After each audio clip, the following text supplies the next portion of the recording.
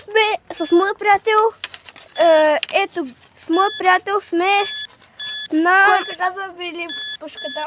Да, Вили. Сме в този заставен склад. Сега да видим дали има духове. Ще използваме това приложение. Ще видим тук.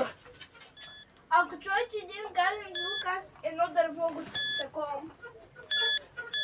Ако чуете един звук, мой приятел един клон го прави нещо с него. Спри, бе! Чакайте сега. И тук някъде се повдигна до 80. Ето, гледайте, 86 и 8.